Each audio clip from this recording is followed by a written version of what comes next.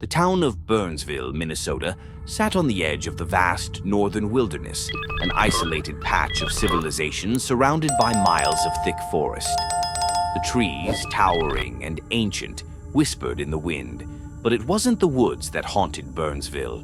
It was the lake, Devil's Lake. To the Ojibwe, who had lived in the area long before any settlers, the lake was sacred and dangerous. They spoke of it with a hushed reverence, warning that something lived beneath its dark, still waters. The elders called it the Mishibiju, the underwater panther, a powerful and malevolent spirit that demanded respect. The legend said the lake was cursed, its placid surface a deceptive mask for the evil that lurked below. Each generation, someone had to die, an offering to keep the spirit from rising. For centuries, the stories persisted. Some said that when the moon was full, the lake would glow with an eerie light, and if you listened closely enough, you could hear the spirit's song drifting over the water. Others claimed that those who vanished into the lake's depths were never found, not because their bodies were lost, but because they were taken, sacrificed. Few people in Burnsville believed the old stories anymore, chalking them up to superstition, the product of a town with too much isolation and too much time to invent ghost tales. But for the older generation and for those who had lived through the strange disappearances, the stories were all too real. There was something about Devil's Lake, something that defied explanation. Its stillness felt unnatural.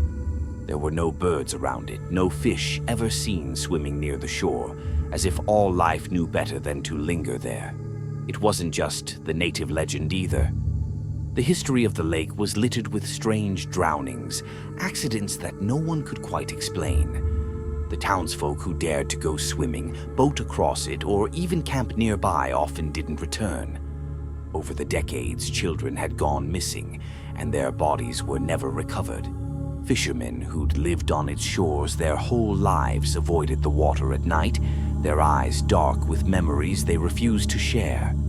For the younger crowd, though, Devil's Lake was just another part of the landscape, no more threatening than the deep forests or the rugged cliffs that surrounded the area. And that's how Mark, Sarah, Jason, Natalie, and Kevin saw it when they arrived that crisp autumn afternoon. They were from Minneapolis, just a few hours' drive from Burnsville, but worlds away from the isolation of the lake. For them, the trip was about freedom, a chance to disconnect from their buzzing phones, their college responsibilities, and the chaos of city life.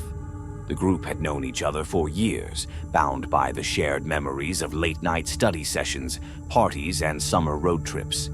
Devil's Lake was meant to be just another adventure, a weekend camping trip where they could laugh, drink, and forget the stresses of their world. None of them had ever heard the old stories, and even if they had, they wouldn't have cared. The town's locals, who occasionally drove by to keep watch on the isolated lake, noticed the newcomers arriving. They saw the young, carefree group, their voices loud and carefree as they unpacked tents and coolers from the trunk of a beat-up SUV. Sarah laughed as Mark pretended to struggle with a tent pole, and Jason tossed a football around with Kevin, their shouts echoing across the still water. It was as if the lake itself was holding its breath, watching, waiting. The older residents shook their heads as they passed by, muttering to themselves. They had seen this before. Groups of curious travelers, hikers, or campers who came to Devil's Lake without understanding what lay beneath the surface. Some made it out unscathed, chalking up their strange experiences to overactive imaginations and eerie landscapes. Others were never seen again. The sun hung low in the sky as the group set up camp, casting long shadows over the forest that pressed in around them. The lake reflected the twilight, its surface so still that it looked like glass, a perfect mirror that rippled only when the wind brushed over it. Sarah stood at the edge of the water, her arms crossed, and frowned. "Is it just me, or does that water look weird?" Mark grinned and slipped an arm around her waist. "What? It's just a lake. You're getting creeped out already? No, she said, shaking her head. It just looks, I don't know, too calm. Jason chuckled from behind them. You've been watching too many horror movies. It's just a lake. Relax. But Sarah couldn't shake the feeling. There was something about the way the water looked that unsettled her. It wasn't just calm, it was silent. No birds swooping down to skim its surface, no insects buzzing near the shore. Just stillness. Still, by the time the fire was lit, the group had settled into the easy camaraderie they'd known for years. Beer bottles clinked, laughter echoed through the trees, and any tension was quickly forgotten. The legend of Devil's Lake remained unknown to them, buried deep in the town's collective memory, waiting to resurface. But in the distance, past the glow of the campfire, past the reach of their voices, the lake remained silent. Its still, black surface reflected the pale light of the crescent moon, a dark eye staring up at the sky. And beneath that surface, something stirred. The spirit had slept for years, undisturbed, its hunger sated by the last life it had claimed. But now something new had come to its shores. It was only a matter of time before it woke again. The fire crackled softly as the last light of day disappeared behind the towering trees, leaving the lake in darkness. The group had settled around the flames, its warmth a comfort against the crisp chill of the autumn air.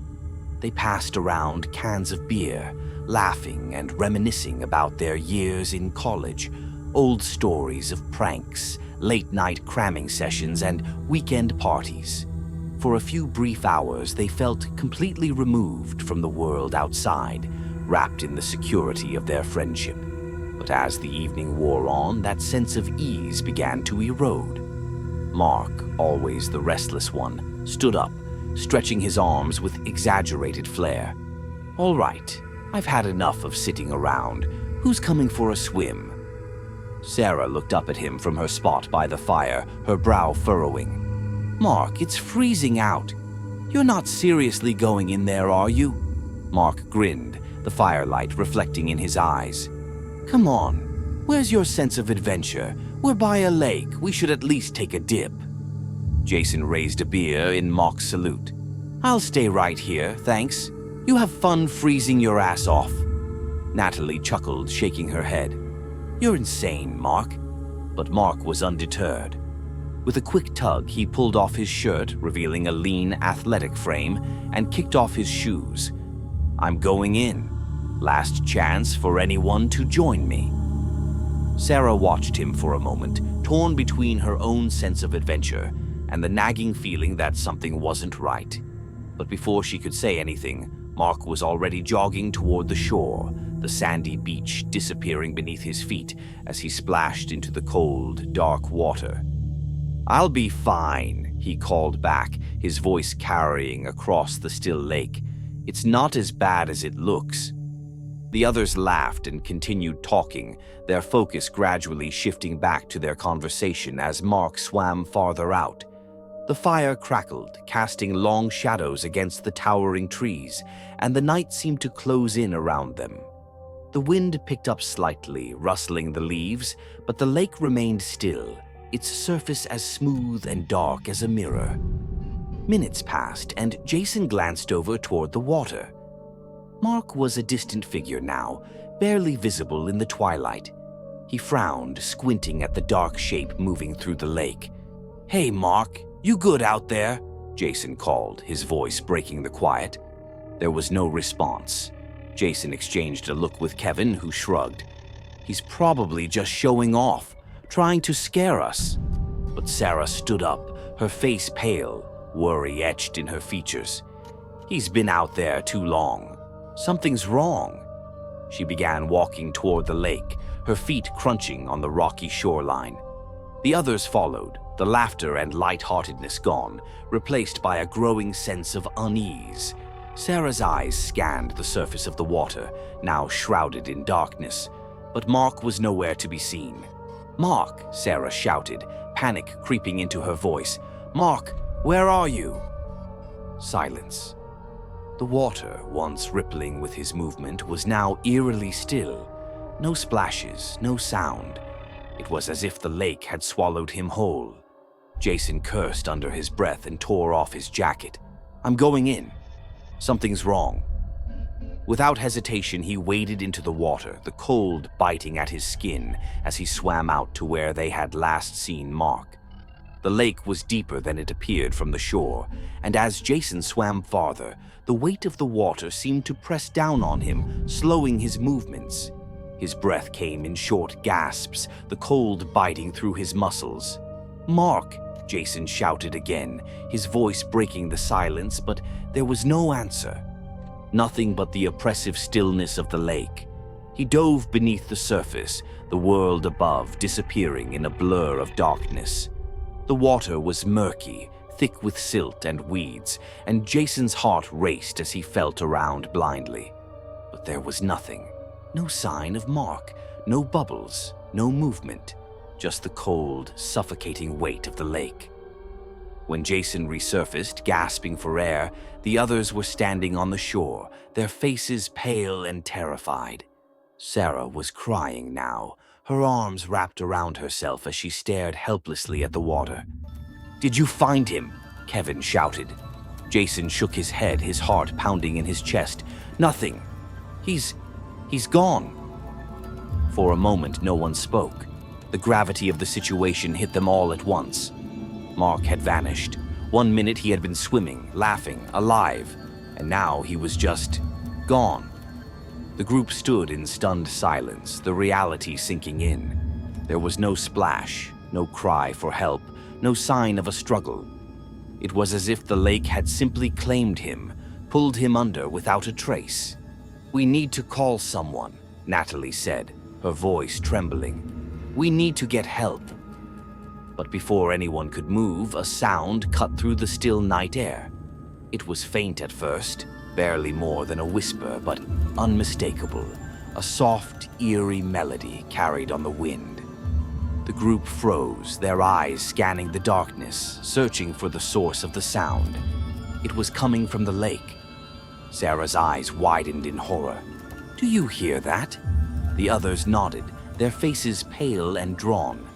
The sound was strange, like someone or something was singing, a low, haunting tune, almost like a lullaby, drifting across the water.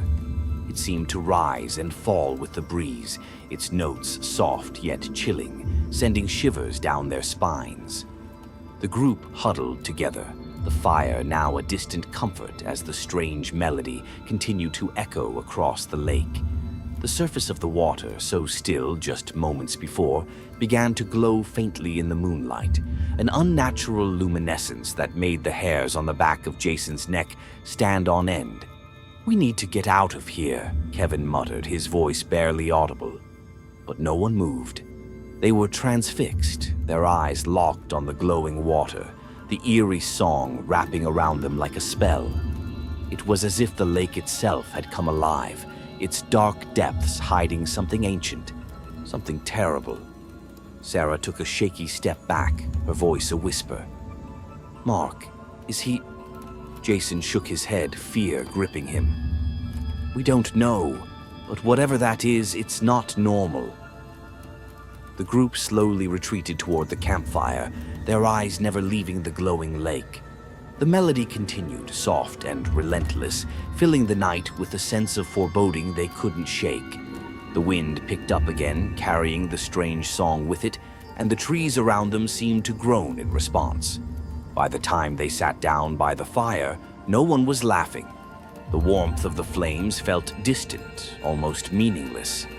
Something was wrong, deeply, horribly wrong. And as the night pressed on, they couldn't shake the feeling that they weren't alone. The lake was watching, waiting.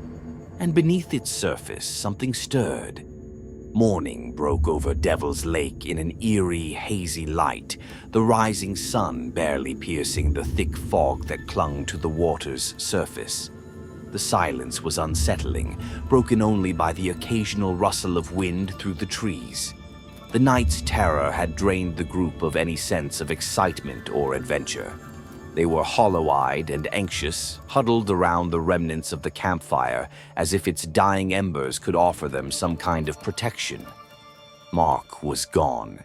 His disappearance hung in the air like a weight, pressing down on all of them.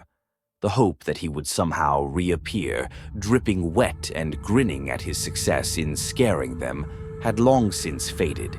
It had been hours, and the lake had swallowed him without a trace. "We have to get help," Sarah whispered, her voice hoarse from a night of crying. Her eyes were red-rimmed, her face pale, as if the lake had already drained the life from her too. Jason nodded, though he didn't know what kind of help they could get. The truth was sinking in. Something was deeply wrong with this place. Last night's events had shaken him, but the lake's eerie calm this morning only made it worse. No one wanted to be the first to admit that Mark might be dead, that he might be gone.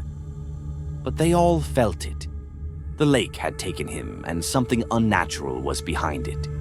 They packed up what little they could and set off along the narrow dirt road leading back to town. The walk was silent, the oppressive feeling from the night before lingering in the air.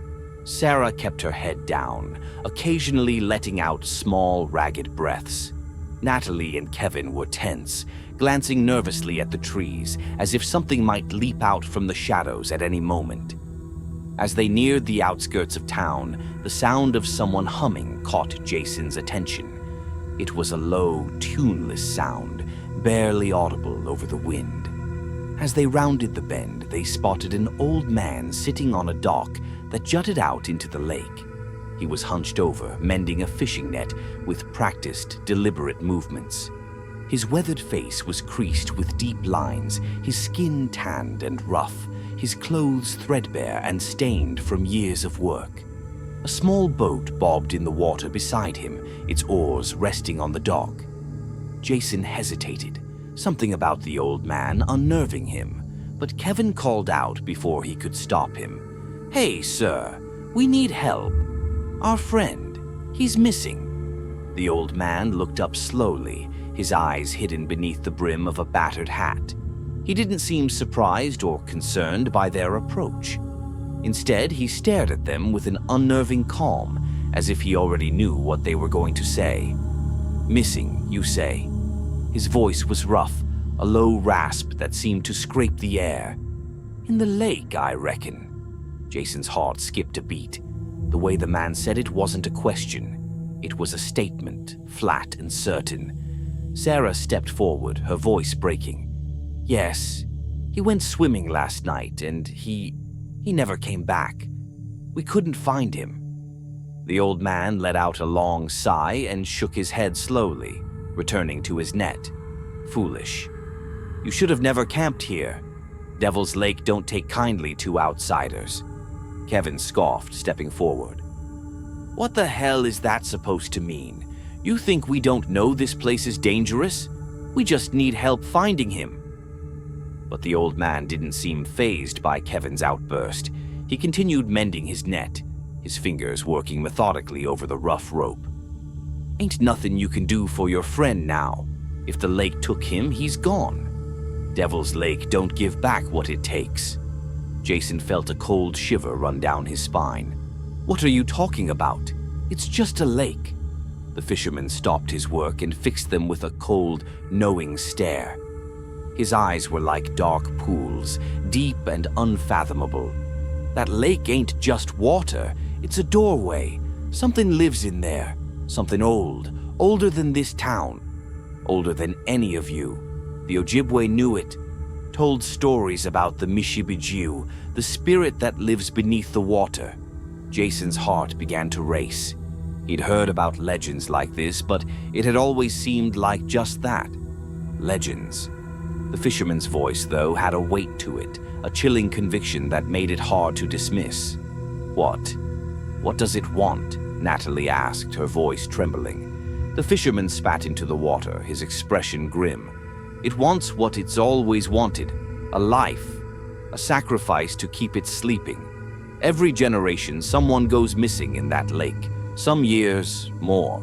People disappear, and the town looks the other way. But the old-timers know. We've seen it before. Jason couldn't believe what he was hearing. You're saying our friend was sacrificed to some spirit? The old man shrugged. Call it what you will. All I know is Devil's Lake is hungry. It'll take what it needs to stay quiet. And if it don't get its due, more will go. Sarah shook her head, tears welling in her eyes. That's insane. You're saying this thing took Mark? I'm saying you'd better leave this place before it takes more than just one of you, the old man replied, his voice cold and final. You're not the first group of kids to come out here thinking it's all fun and games. And you won't be the last. Natalie took a step back, fear and disbelief flashing across her face. We have to leave, right now. Kevin, though, wasn't ready to accept the fisherman's warnings. This is bullshit. There's no spirit, no sacrifice. Mark probably just drowned. That's it. Freak accident. And we're wasting time talking to this crazy old man. But Jason wasn't so sure anymore. He looked out over the lake, its still surface gleaming faintly in the morning light. The water seemed to stretch endlessly, dark and cold, hiding whatever secrets lay beneath. The fisherman's voice cut through his thoughts. You'll see soon enough. If you stay, you'll see. Jason turned back to him, his stomach twisting in knots. What do you mean? The old man's eyes were hollow, filled with years of regret and knowing. The lake don't just take. It calls. It draws you in. First with dreams, then with visions. You'll see your friend. He'll call to you, and you'll want to follow.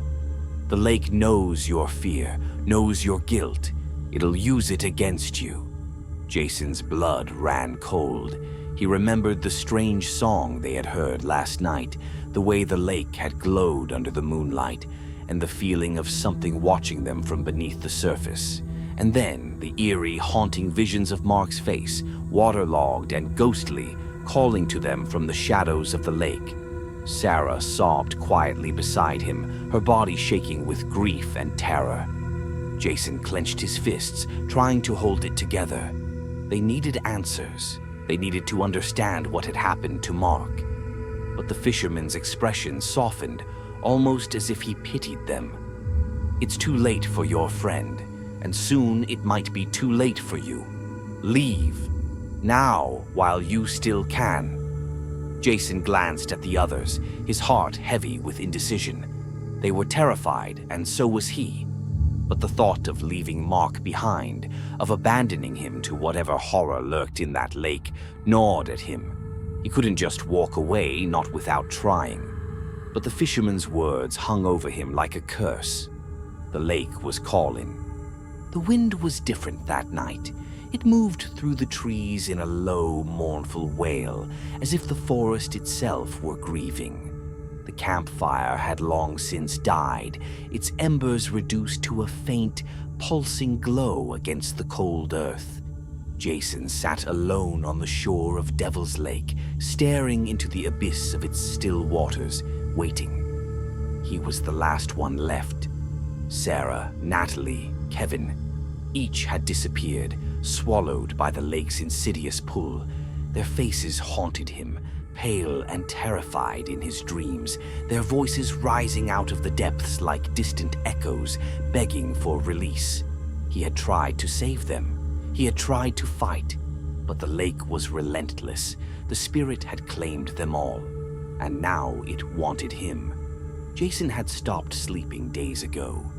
Every time he closed his eyes, the nightmares returned, visions of Mark's bloated, lifeless body floating just beneath the surface, his glassy eyes wide open, his hand outstretched as if beckoning him to join. And the others, Sarah, her hair tangled in the lake's weeds, her lips moving soundlessly as water streamed from her mouth.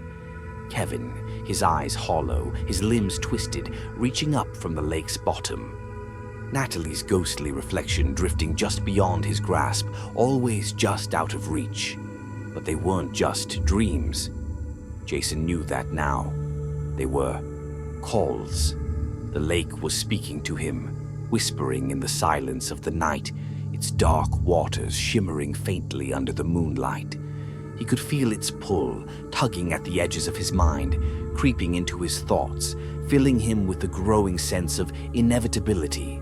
He would join them. It was only a matter of time. The air was heavy, thick with moisture, as if the lake itself was breathing.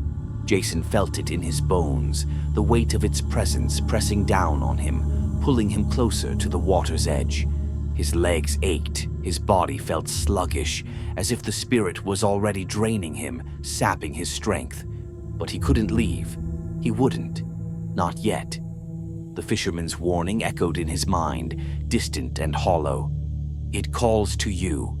First with dreams, then with visions. You'll see your friend. He'll call to you, and you'll want to follow. Jason stared out over the lake, its surface impossibly still. The moon hung low in the sky, casting a faint, silvery light over the water, but it did nothing to soften the oppressive darkness. The lake was waiting, silent and patient, as it had been for generations. It had claimed its sacrifices, and now it wanted him. He closed his eyes, the exhaustion pressing against him like a wave, and for a moment, there was only silence. The kind of deep, deafening silence that drowns out everything else, where even your heartbeat feels distant. And then, from somewhere out on the lake, came the singing. It started softly, like a lullaby carried on the wind, rising and falling in a gentle rhythm. The melody was familiar now, a haunting tune that seemed to come from the depths of the water itself, calling him, soothing him, beckoning him forward. Jason's breath caught in his throat. He had heard it before, on that first night after Mark had disappeared. The song had been there, lingering in the air like a whispered promise, faint but insistent. But this time it was different, stronger, closer. Jason's eyes snapped open, his pulse quickening as he scanned the surface of the lake. There, just beyond the reach of the shore, something stirred. A ripple disturbed the perfect stillness, spreading outward in slow, deliberate circles. And then he saw it. Mark's face, pale and waterlogged, breaking through the surface. His hair floated in dark strands around his head, his eyes wide and unblinking, staring directly at Jason. Jason's throat tightened. He couldn't breathe. Mark's lips parted, and though no sound came from his mouth, Jason heard his voice, clear and desperate. "Come." Jason stumbled backward, his heart pounding in his chest. He knew it wasn't Mark. Not really. But the lake didn't care. The spirit was using him, twisting his memory, manipulating his grief. And it was working. Jason could feel the pull, stronger now, tugging at his very core, urging him to step forward, to give in. "Come." Mark's voice echoed in his mind, relentless, filling him with a terrible longing. The others joined in, their voices blending with the eerie song of the lake. Sarah, Natalie, Kevin, all of them, their voices rising from the depths, calling him home. Jason's hands shook as he stepped closer to the water's edge. He could feel its pull now, a physical force drawing him in, like invisible hands wrapping around his ankles, tugging him forward. The cold, black water lapped at his feet, and a chill ran through his body. He wanted to stop. He wanted to turn around, to run, to escape. But his feet kept moving, as if they no longer belonged to him. The spirit's call was too strong. It had claimed the others, and now it would claim him. The water rose to his knees, then his waist, its cold fingers creeping up his body, numbing his skin. Jason shuddered, his teeth chattering, but he couldn't stop. His mind was foggy, his thoughts drowning beneath the weight of the lake's presence. He was so close now. Mark's face hovered just ahead, his eyes locked on Jason's. The others were there too, their bodies drifting just below the surface, their arms outstretched, waiting to pull him under. "Come." The water rose to Jason's chest, then his neck. His breath came in short, ragged gasps, but he kept moving, his feet dragging him deeper into the lake's embrace. The weight of the water pressed down on him, cold and heavy, and he could feel the spirit all around him, wrapping itself around his body, sinking its claws into his soul. This was it. This was the end. Jason took one final shuddering breath as the water closed over his head, and for a moment, there was only silence. No sound, no light, just the dark, endless depths of Devil's Lake. But then, as his body began to sink, something broke through the darkness. A flash of memory, a glimpse of sunlight filtering through the trees, the sound of Sarah's laughter, the warmth of Mark's hand on his shoulder. The spirit had taken everything from him, but this was his. Jason's heart surged with a final burst of defiance, and he kicked hard, pushing himself upward, his hands breaking through the surface of the water.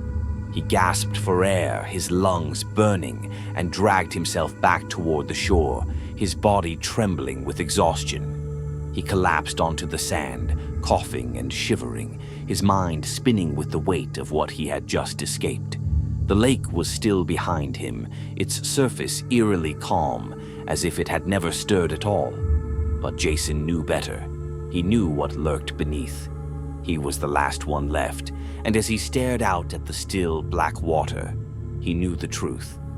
The lake was patient. It would wait. It always did. And one day it would call again.